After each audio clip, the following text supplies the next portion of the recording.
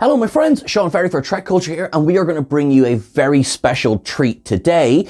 That is, the wonderful Justin Lee has returned for an interview about his amazing animation of the Voyager episode Threshold. Now, if you haven't had a chance to watch this animation yet, go check it out. The description will contain the link to that video. Please do. It is so well done, and I'm gonna let Justin take it from here. Thanks very much. I have to start with a request from Chris, my editor. I have to get serious voice now for a second. Yeah. Will you please release this on a Monday? Because we don't work over the weekends, and we want to jump straight on this, okay? Even though this is Saturday morning television. That's that Saturday morning thing. I wish I could say that it was intentional. It wasn't. When people started commenting and they said, "Oh, and you put this out on a Saturday morning," I thought, "Oh, yes, of course, intentional." It was literally that this one took so much longer than the other one to do, and so there was a point where I was working, and I guess it was Friday night, and I worked into the night, and I was just like, I just have to finish this thing. I'm going to lose my mind. And we'd gotten busier here. Like when I did the TNG one, I think I mentioned this last time, I had a little bit of like time between jobs, between projects that we were doing. So I had some time where literally for several days I was able to just put time to it. But the Voyager one, I was working on it on a night or like between other things. I was, jobs, work, stuff like that. So it took such a long time to do. And so that night I was just like, I don't care how late I have to stay up. I'm just going to finish this thing. And then I just hit upload, and I didn't even think the fact that it was Saturday and that it was Saturday morning. And so happy accident. Yeah. But I am aware that I was like, oh yeah, that probably in terms of people like Trek culture, like being able to like talk about this, I was like, oh, it may not have been the smartest thing to do on a weekend, but yeah.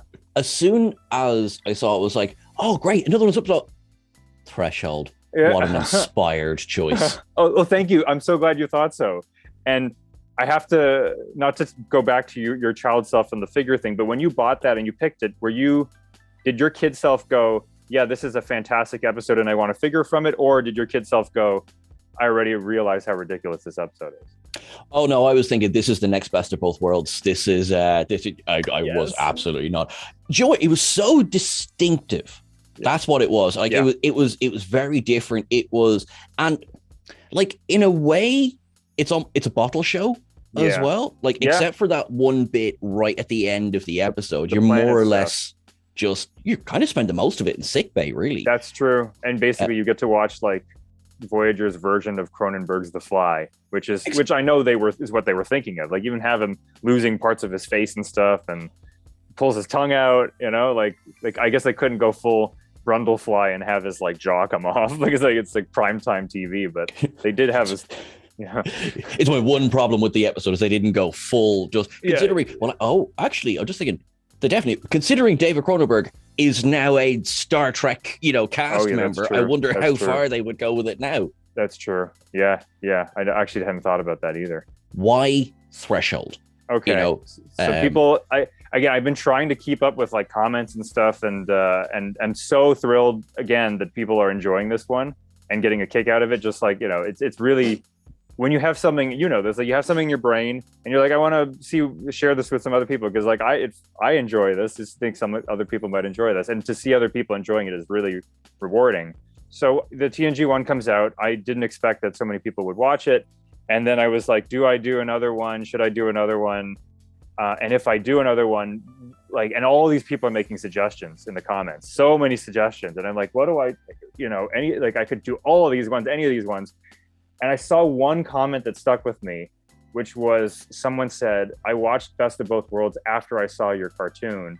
And when that scene came up, I saw the cartoon in my head. And I thought, oh, I don't know if I like that. I was like, oh, because Best of Both Worlds is one of the best Star Trek episodes. And I was like, do I feel okay about like fans watching that beloved episode, and when that scene comes up picturing Filmation, I was like, I don't know about this. Not to say that's bad or good or whatever, but I was like, maybe it should inform the next choice I make. Before that point, I was trying all sorts of episodes. Like I even started I'm not going to say which ones, but not even just Voyager episodes. I started working on some other ones and I was like, oh, that didn't work. But once we cut, like, cause I was going through lists and lists and lists of Voyager episodes, because I was like, maybe I'll just do a Voyager one. And finally, when I read Threshold, and I thought of the ambergris element, which is an animated series episode. Ambergris element, that's how you pronounce it.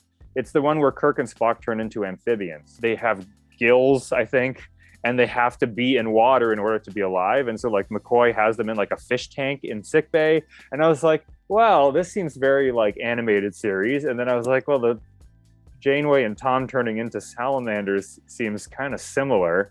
It's equally ridiculous and also very kind of something that you could do with animation. Mm-hmm. And so then you go down this path of like, yeah, what would happen if I took this absolutely ridiculous episode of Voyager that no one wants to, well, a few people actually commented and said, thank you for doing my favorite Voyager episode. I said, it proves everyone's got a different, everyone's got a comment, everyone's got a thought about anything. So this has taken on a silliness that I think Spock's brain has also taken on, which is also, this infamously not great episode. And yes, there's a charm to it. There's a charm to its nonsense. And something you said, I can't remember if we were recording yet when you said this, but it's like, because it's such a loud, the concept of Threshold is so loud, like even kid, you understood that. It's like, you're never going to forget. There are episodes, of any Trek that are more forgettable than others. And even as a big fan, I consider myself a big fan. If I think back to certain episodes of TNG or any of the shows, TOS, I'm like, oh, was it this that happened or that happened? And who was but this episode, you can't forget it. I guess it is iconic. And also, so I ended up picking two iconic episodes, very different use of the word iconic. And also, I realized both of them include a captain abduction, right? Because you've got Picard being abducted by the Borg, and you've got Janeway being abducted by mutant Paris. And I was like, they both have the captain kind of incapacitated and taken away. So what does this say about Justin's relationship with his bosses and superior managers? I see. I just want them all. Just kind of, yeah. There's a few bits, including some of the running. Chris was like, I'm watching an episode of Scooby-Doo right now. And I was just like, that is such a perfect description, because that's what it feels like. It feels like these early kind of Hanna-Barbera absolutely. Cartoons. And Filmation definitely, like the way they made cartoons at that time, which would have been in the 70s. Yeah, like they definitely were that type of, let's do this as cheaply. And when I say cheaply, like I really do have to, give my hats off to all the artists who worked. I mean, Glenn Keane was one of the people who worked on the animated series, which is insane to me, but everyone starts somewhere. But like the artists who worked on the animated series were supremely talented artists. Like, they were like, you just have to look at the background paintings in that show, or like the artwork, like they clearly could do whatever they needed to do, but then they were like, you have only this much time, only this much money. And so they would do every possible corner cutting thing they could, which makes sense because, even at that time, animation was I'm just praising, because like, it's funny when you read all these comments and they rightfully, understandably, a lot of them say, oh, you got it looking just as cheap as the TAS and all that kind of stuff. It looks just as crummy as TAS. And you think, it was obviously a budget show, and that's, like the Flintstones or any Hanna-Barbera show, but there's also like so much artistry on display, and even the creativity of coming up with solutions to, I'm sure people are going to listen to this and going, what a bunch of nonsense. It's just a cheaply made show. No, but it's like, they had to come up with creative solutions to save money. And I can't get enough of their background art. Like I would want that stuff framed, like just like some of the planetscapes and stuff like that, because it's like this, and you only have so much time to paint it, so they're like, okay, we can only do this many paint strokes on this background, like it's really, I think it's great. One attention to detail that I love, and this, like, maybe nobody else will have spotted this, or maybe everyone spotted this, I love that you remembered he's Lieutenant Commander Chikote. Yes, which I always thought was hilarious, because he's never referred to as Lieutenant Commander in the entire run of the series. But yes, that black bar is on his. So yeah, I definitely, when I went to draw the insignia, I was like, I'm going to get this right. Not every time, because there is one shot where it's totally wrong. But I was like, for the close up of him, and I went and checked reference, and I was like, I'm going to get this. Yeah, I'm always imagining what would have happened at Filmation in my own head. I'm like, okay, here we are at the studio. There are a combination of people who are very detail oriented and people who are just like, I just have to get this episode done. So one artist would have been like, let's look at the reference material, because Voyager theoretically in this alternate universe in my head was a live action show that then was turned into an animation show, just the way the TOS was. So there would have been a picture of Chikote in that uniform with that rank insignia. And so artists would have been able to copy that. But then over the course of production of Voyager, the animated series, all manner of kind of consistency would have gone out the window, right? Colors would have been wrong and the rank would have been wrong. And so that's kind of where I was going. I was like, this is the shot of the close-up of him is something they would have made early on before they did multiple episodes and they started to get loosey-goosey about it. You did the Kirk, oh my God, gif on Chikote, and I was watching it and I nearly spat my coffee out. Oh, that's great. I love that. I'm so happy to hear that.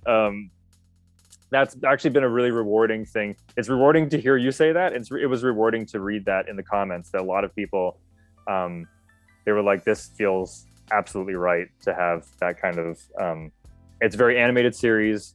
It kind of makes Threshold in a strange way make more sense. I mean, I think I already said this, but I was so relieved when I read so many comments saying, yeah, this makes sense. Threshold, some people even are like, it's like this episode was waiting to be turned into a cartoon. Like that's why it exists. And I was like, that's awesome. I was like, I was so happy to read that. It's so nice to read comments where they say, you got it exactly right. And I feel like, and that's really, I feel so great. It's such a wonderful thing to read, but at the same time, I'm in my head, I was like, I always was kind of going, how can I just make this as slick TAS as possible? Like it can't be like the most clunky TAS, because there are some bits in TAS where they like cut to a planet and then nothing happens for like 10 seconds. Like they just stay on a piece of artwork, the music's going and nothing happens, and then people walk into the shot or something beams in or whatever. That's funny. That feels like the animator in the background was like, no, I've put work into this. You're going to look at it. We're all going to sit down. Have you been approached by CBS about any of this? Either as to, come on and make a new animated series for them, or, well, I suppose that's my question. Like, when do you start working with CBS to make the new animated series? I mean, I've always known these were fan films. I guess that's the name to give it. Fan films, like I guess it would be, yeah. Yeah, I mean, it is a fan film. It is like, I'm also aware that it's kind of its own. I don't even know exactly what these things are. One of my friends called it a remix, and I was like, yeah, it's kind of like that. And I know some remixes take a lot of work, like song remixes where you like take two songs and like or mashups. I guess it's like a mashup, but like a visual mashup, which I'm sure has been done before. But it's like a mashup that took like I would say a stupid amount of work. Like, and that's the thing that I kept thinking about is like, I actually do enjoy doing projects that are, stupid. Like the TNG one was like, as I was working on it, I was like, why am I doing this? This is a stupid amount of work. Like nobody in their right mind would even try to do this. Why am I doing this? And there's something about, I think when you were a kid, didn't you like doing, like if you made little, I don't know, did you make little like films yourself and stuff like that when you were a kid? I would get cereal boxes and I would make fleets of ships. Awesome. I look back and I don't know where I got the time. Awesome. I was a kid. I had no homework to do, I guess. But because I am no longer a kid, but I can tell you I still have them. And someone recently just kind of picked up an ambassador class and went, what's that? Oh, that's the Zukov. I also have the ambassador, the Enterprise. And that's what I used to do. That was my my craft project as a kid. That's where I would sink my time into. And again, you would catch yourself going, do I really need? Right. But as a kid, you would ask yourself that question way less. And then when you become an adult and you have bills to pay and you need to make income and all this kind of stuff, those kinds of projects become way more like, well, is this going to make me any money? Is this going to be anything to help my career or whatever it is you're thinking? I still want to build starships out of cereal boxes. And so if I have, like, I was gonna say if I have the time, like I technically don't have the time, but if I have like the, and I just kind of go, I'm gonna do this, then I kind of want to do it, like, because otherwise, and I'm sure like anybody who makes any kind of fan films or even are still building starships out of cereal boxes, literally or metaphorically, hats off to all of you for carving that time out that maybe you could use for something else, like going outside or seeing friends or whatever. I mean, I think, especially the way the world's been, and we've been very kind of isolated anyway, and still kind of it's still, the world is still a very, very strange place right now. And so like it did kind of feel right that if I was stuck at home or semi stuck at home, I could work on the Star Trek thing. I guess one thing I can say, because you asked about like, have you been approached or anything like that? I can't remember if I said this on last time we talked to each other, but the TNG one ended up like landing us some work, like, which was kind of hilarious. Fantastic. Yeah, like animation work, and like I am an animator as like one of my day jobs, and so like I already. But like sometimes the animation is something more fun, sometimes it's less fun. I mean, that's the nature of the business. But this job so someone emailed me and said, yeah, I saw this thing, and it's like, he's from I can't talk about it right now because it's like It's an NDA thing. But like I was like, oh, here I was thinking, why am I bothering making this stupid thing? And then I was like, oh, we actually got some work from this. I was like, well, that's, it kind of legitimizes it just a little bit more, that anyway. I am delighted to hear that. I'm genuinely delighted to hear that, because like, it's kind of one of those things. We've all enjoyed it so much. I want you to be rewarded for the gift that you've given us. Now, if that means you get to do a job where you have to work crazy hours, I don't know how much of a reward it is. No, I'm kidding. That is wonderful news. I'm really, really happy about that. Well, thanks. And I know the business part of my brain was like, yes, this slightly legitimizes this total waste of time that you embarked upon. And again, I say total waste of time, but it really does truly mean so much that, when you share something with other people, whether you made it, like, it's not entirely my thing because someone else wrote the script and the actors did the voices and all this other stuff, but like something that came out of my brain, some weird idea, and then you share it and people, get so much out of it. I think my favorite thing is like just seeing people get excited about this and laughing at it, or enjoying it in a different way or whatever. It's cool. Thank you, Sean. This has been great fun. This has been great fun, and like, I mean, we'll be talking again in the meantime, but I can't wait till we come on next to discuss Move Along Home.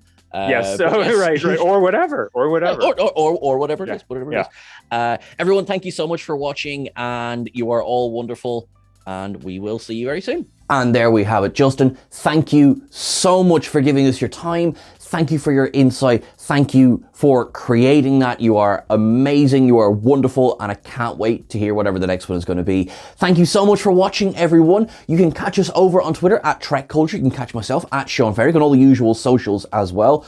Look after yourself. Live long and prosper. Keep things animated. To my friends in Ukraine, please stay strong. You are awesome. We are with you. Everyone, have a good day. Make it so.